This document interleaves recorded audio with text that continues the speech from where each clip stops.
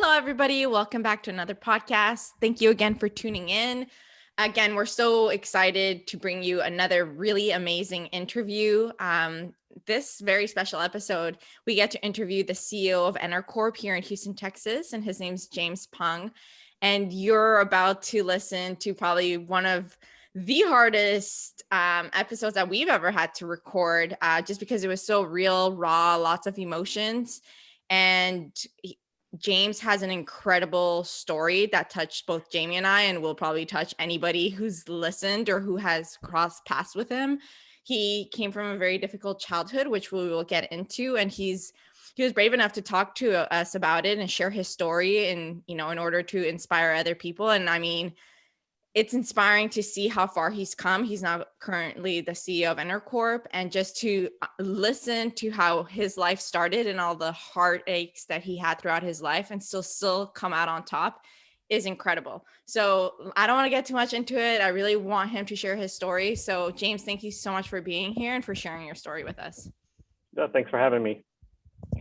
James, so as Massiel pointed out, it really starts with your childhood, and we were just in complete utter shock. And we're so thankful, like she said, for you to come on and even talk about this. So let's just get into it, and let's, tell the listeners kind of, where you came from, what life was like growing up, and how, it shaped you, who you are today.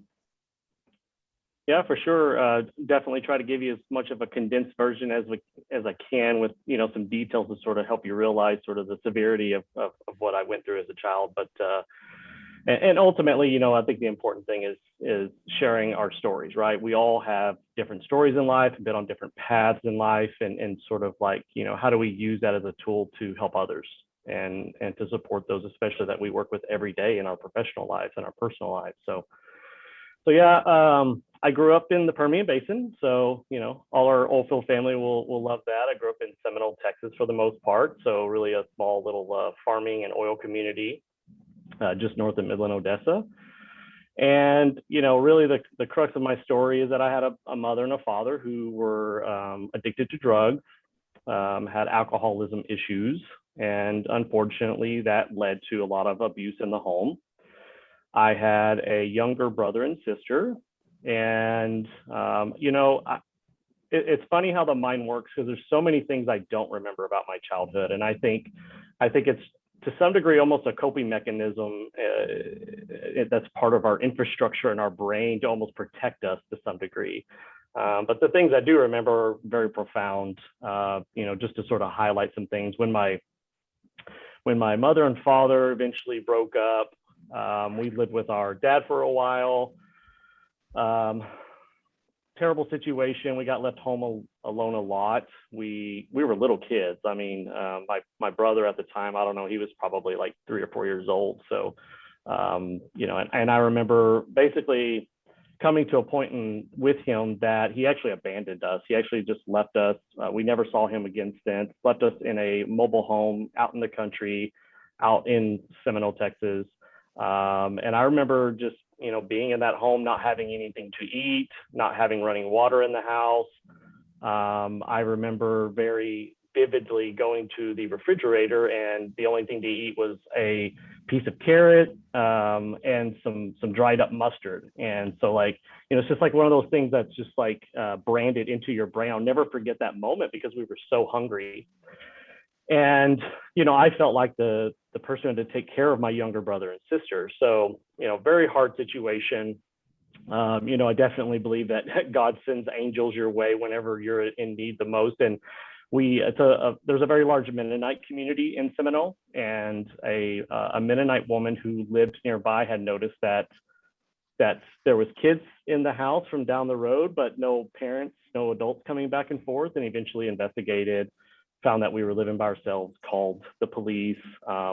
We ended up going back to live with my mother, and really was an abusive situation that she was in with another man. Abusive situation for us as kids. I think probably the best way I could describe it is the abuse that my youngest brother took. They would force him to stand in the corner on his tiptoes with his hands behind his back, with his nose in the corner, just to punish him for things that he had done.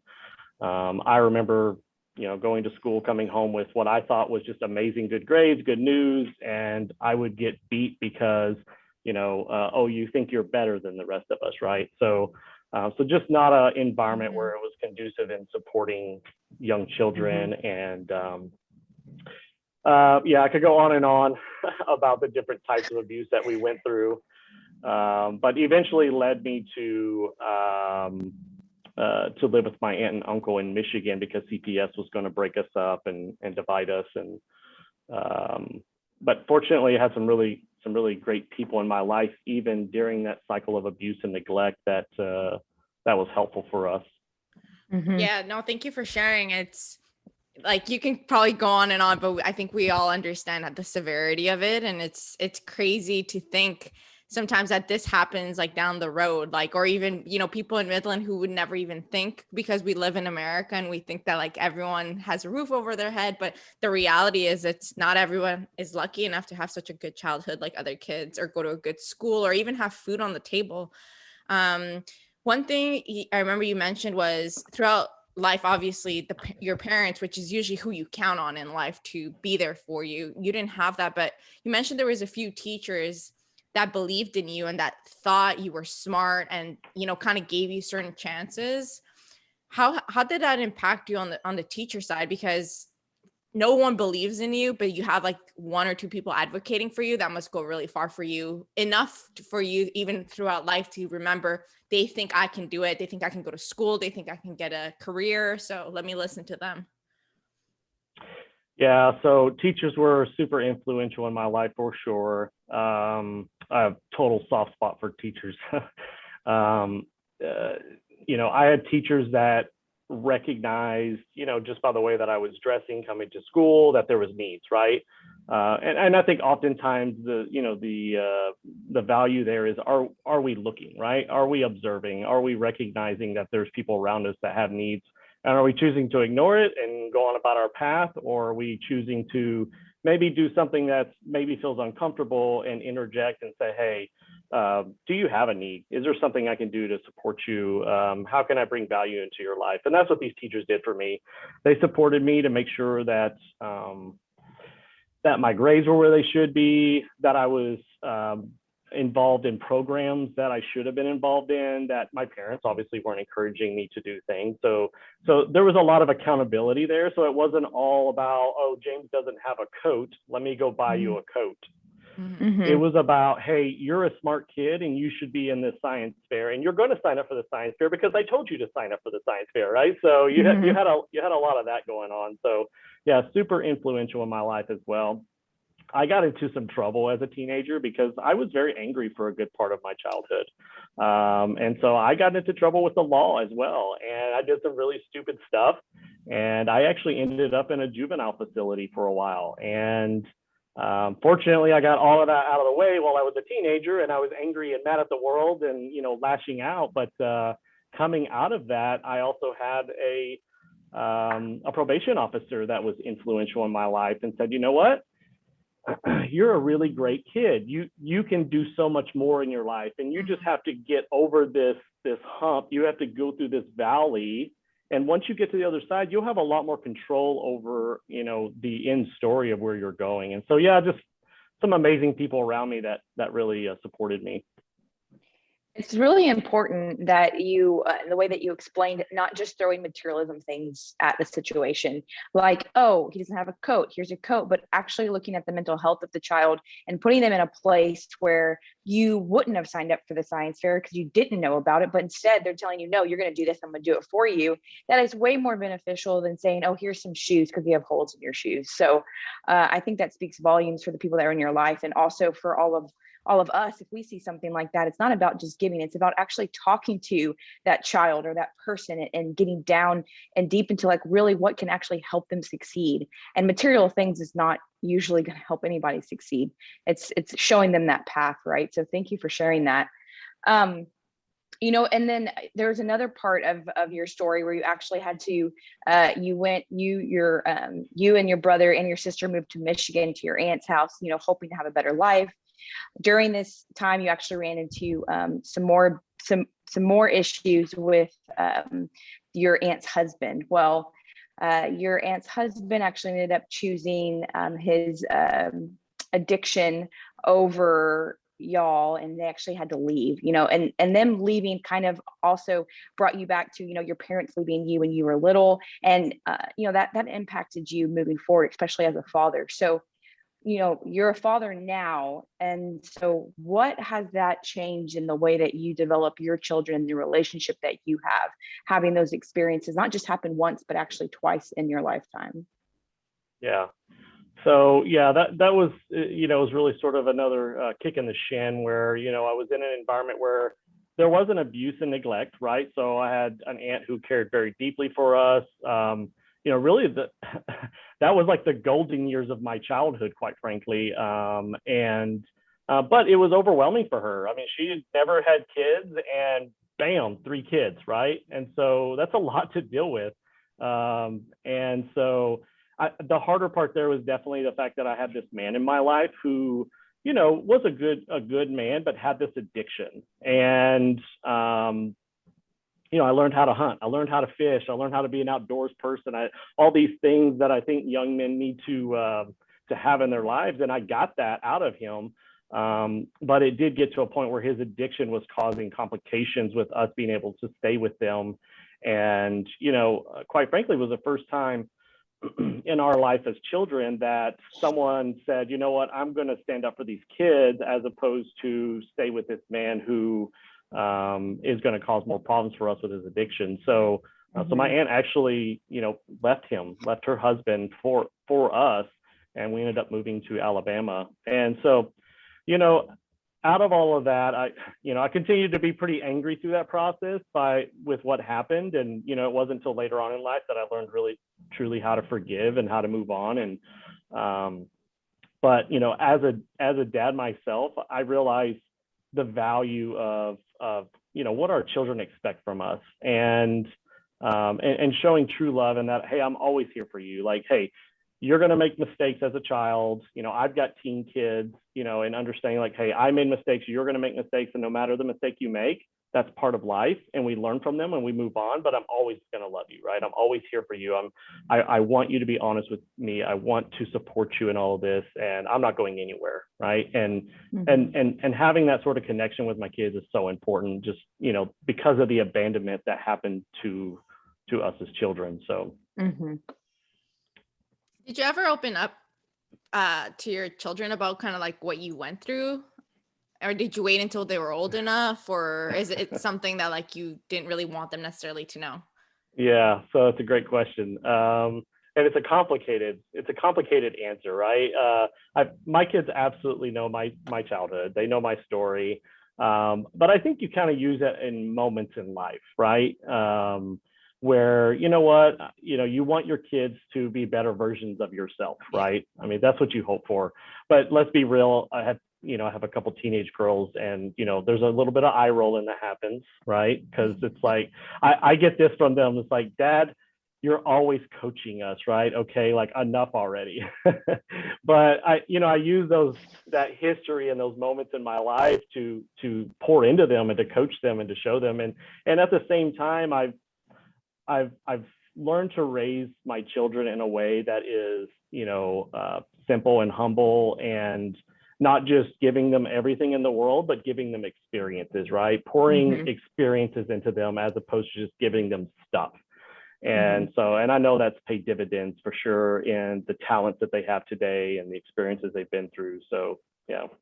That's awesome. So I know throughout kind of like your teenage years to a little bit of your early 20s, you've always worked in the grocery industry, as you started there from the bottom, from being a bagger to then moving up to being a cashier to sweeping floors and cleaning, and eventually you became assistant manager at one of the grocery stores. When we first interviewed you on the pre-interview, you mentioned that kind of had quite a bit of an impact in even how you run your business today, how you are as a leader. How did the grocery business, or even just being a bagger, help you develop those skills? Yeah. So, I worked in the grocery industry through high school and while I was attending early years of college, and was not even old enough to sell alcohol, but I was in charge of the store when we would, whenever I was working my shift. And so one of the biggest challenges I learned there was dealing with people who looked at me and said, you're too young to be in management. You don't deserve this opportunity. And, I didn't give myself this job, right? Someone else saw something in me and said, hey, you can handle this. And so learning to manage people and lead people that don't think that you're deserving, that was definitely a learning opportunity for me. And, because again, like, you're not even old enough to sell alcohol, but I have to report to you, like, get out of my way. So definitely a lot of learning opportunities there for sure.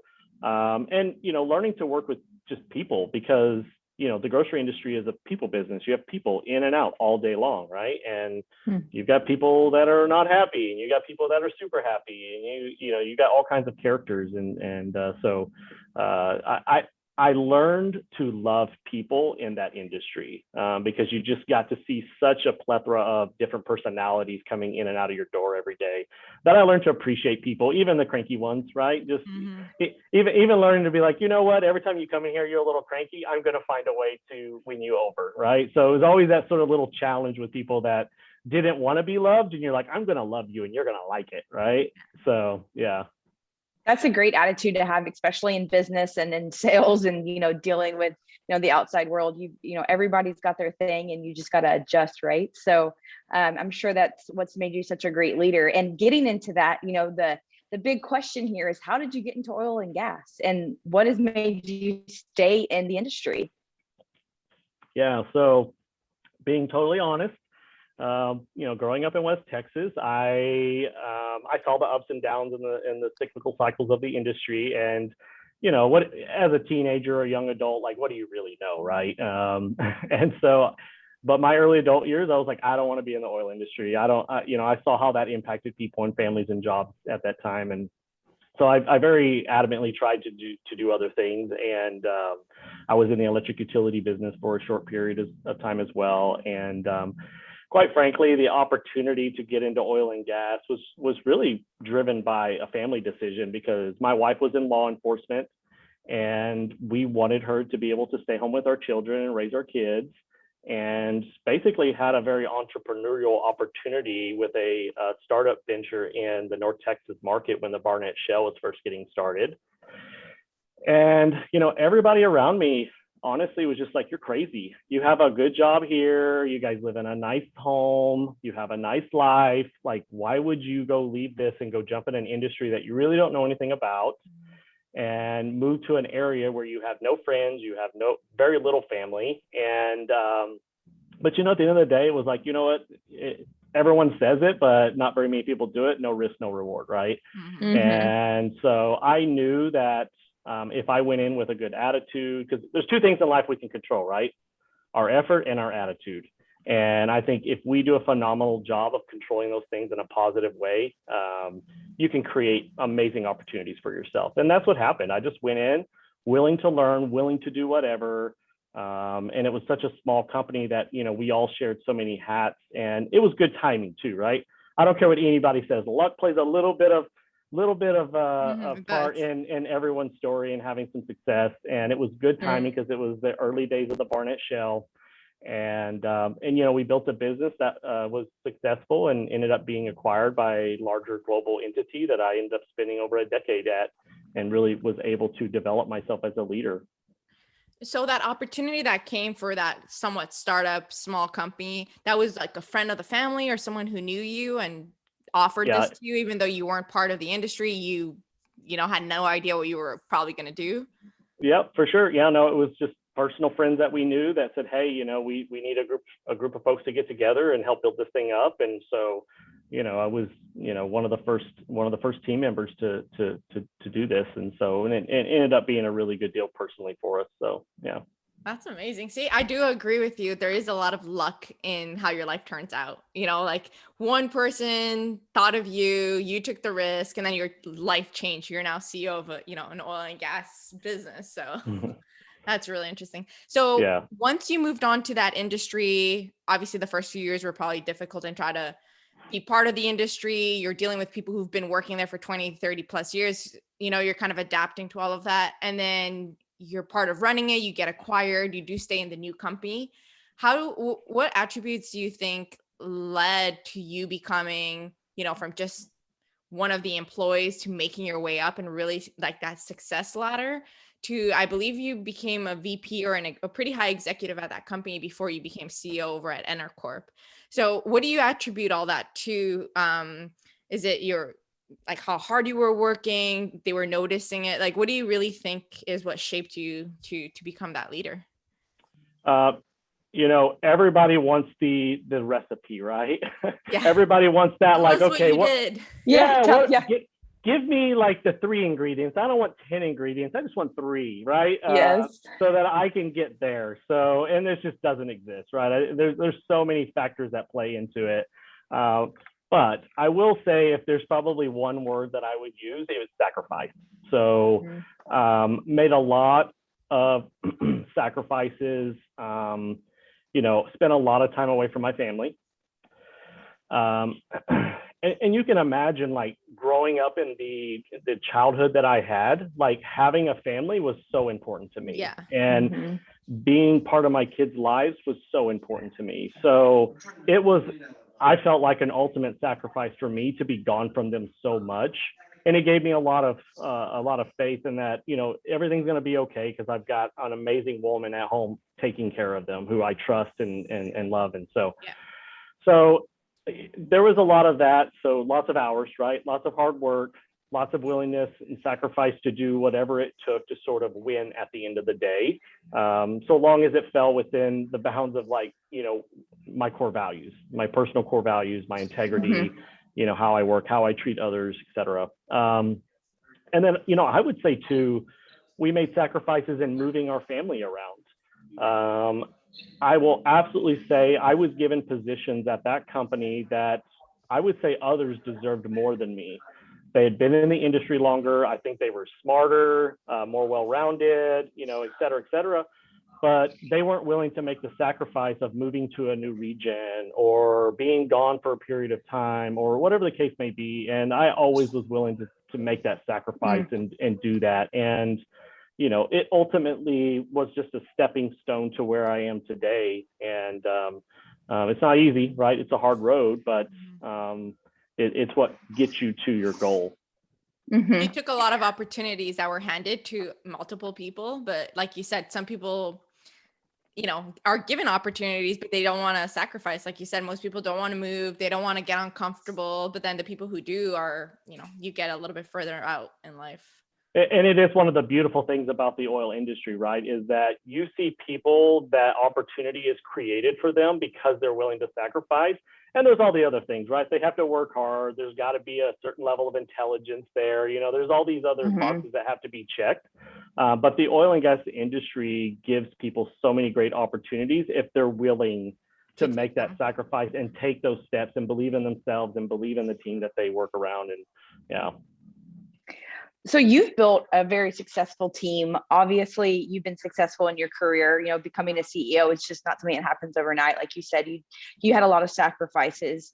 There's a lot of people that would look at your history and, they would use that as a crutch to why they weren't able to be successful in their life. And I'm sure there's people that we all know that you always hear that, X, Y, and Z happened to me, and that's why I don't have, what I strive for or what I would want my future to look like. And it's because of where I came from. What would you say to those individuals to lift them up? Because obviously you had a tough background and it did not stop you. Yeah. One thing I've had to learn in life is, and it's something I'm still learning, is because for a long time, I was the person who said, you know what, if I can do it, you can do it.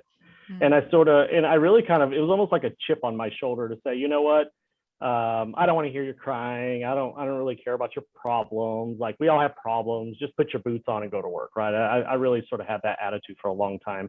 And honestly, sort of, I felt like, reflecting back, I was almost sort of like pounding on my chest to prove others wrong. And I think there was probably a little bit of anger and a little bit of like almost revenge that I wanted to show. I wanted to show all those people, like, I can do this, right? Like, I got this. And revenge feels good for a little while, but it's not really it doesn't get us where we want to go. What really gets us where we want to go is healing. and actually dealing with the things that are stopping us from taking that next step. And, you have to lead yourself first before you can lead others, period. And, and to me, that really starts with, it starts with self-awareness. You've got to be self-aware of yourself. You've got to self-reflect, and you have to self-regulate. And, the more we do that, the more we're able to lead others, because we have better control of our own lives and our own emotions and our own feelings. And so, there's, and learning to be grateful. We have to learn to be grateful for even the little things in life, because people want to work around leaders who are grateful. I mean, it impacts everybody's attitudes. It fuels generosity. It gets you through tough times when you're focused on that. It neutralizes a lot of the issues around you. And people just gravitate towards that. So, at the end of the day, just like sharing my story, we all have a past. And I think the more willing we are to share our stories with others, we're empowering others. Yeah. And we're taking those lessons learned, because we're all at a different point in this journey in life. And are you helping people that are behind you on their journey?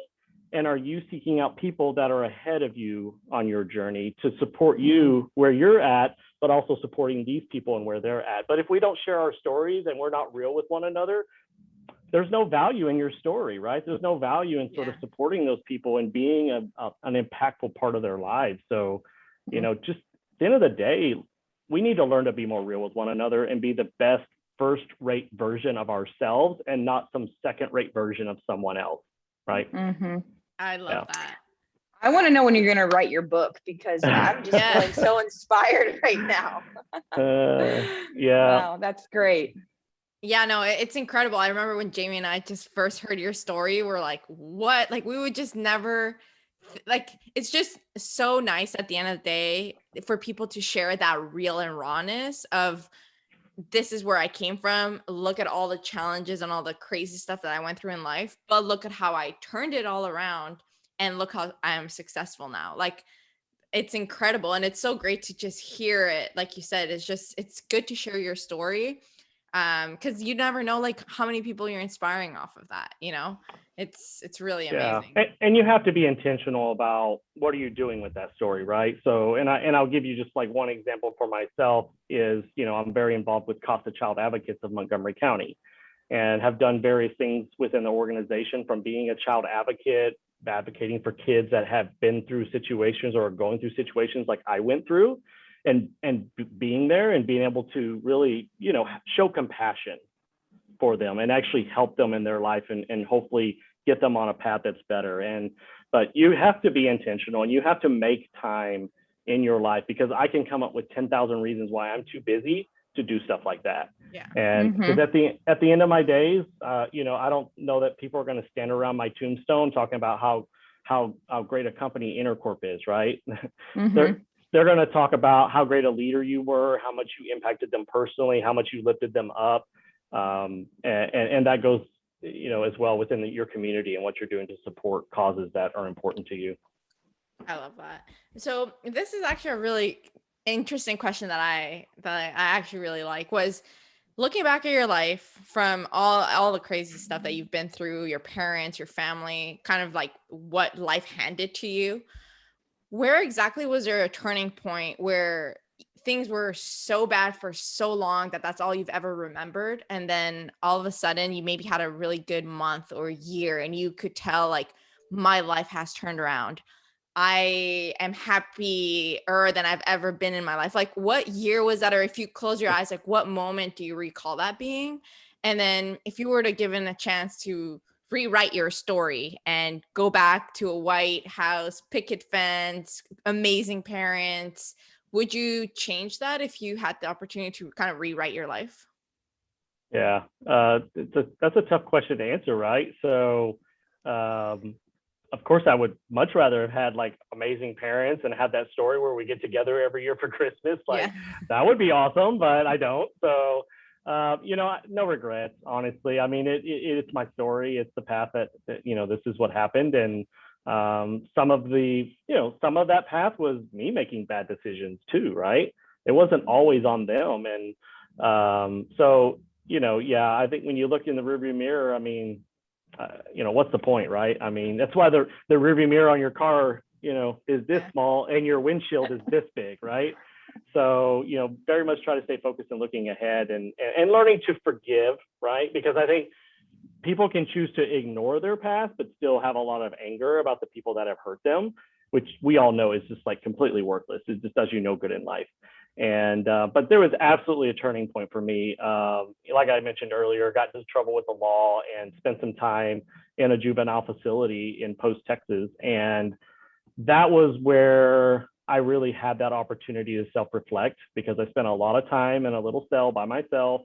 And quite frankly, that's where I really found my faith as well, and developed a moral compass for my life. And so, and coming out of that, again, had people around me, like a probation officer. I had a friend in high school who, an African-American family who, growing up in Seminole, there's only a handful at the time, and she's a single mom raising several kids on her own. And, her son was my best friend and said, you know what, you don't have anywhere to go that's good for you. Come live with me. So slept on her couch and kept my clothes in a box, but was in an environment that was healthy for me.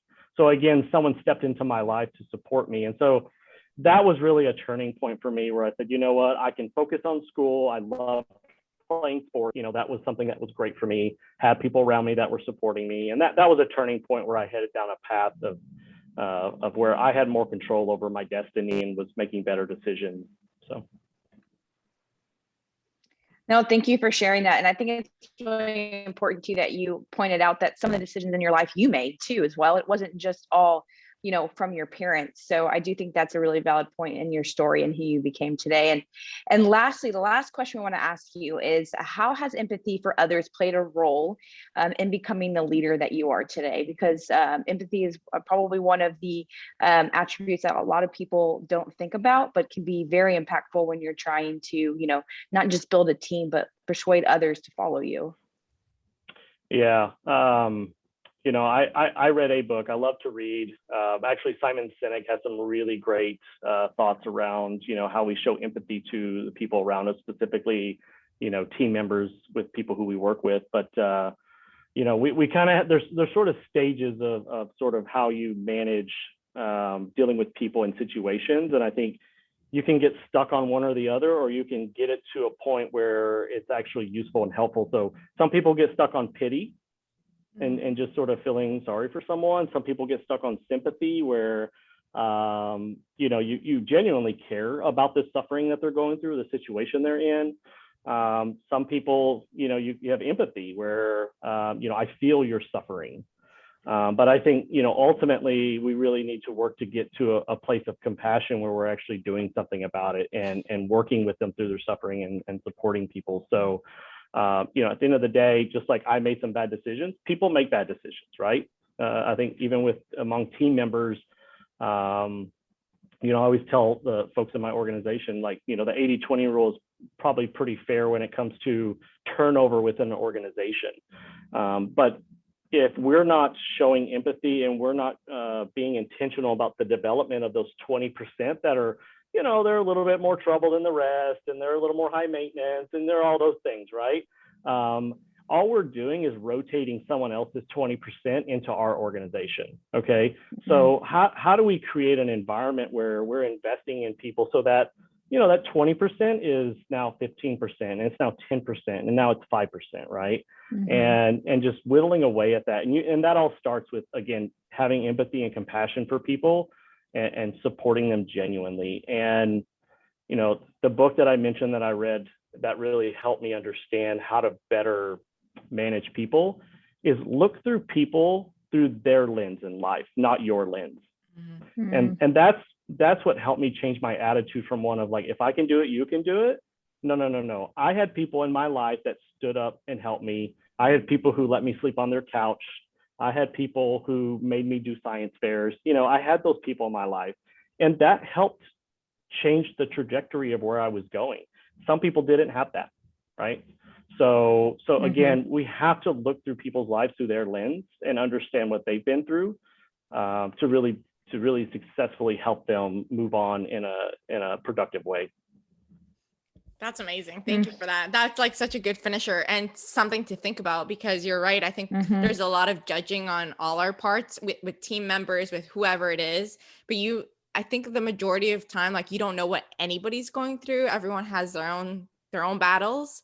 And it's sometimes when you take a step back and you realize what those people are going through, or even just looking at life through their lens and what they've been handed in life, it changes so much. And I can see the empathy there for sure.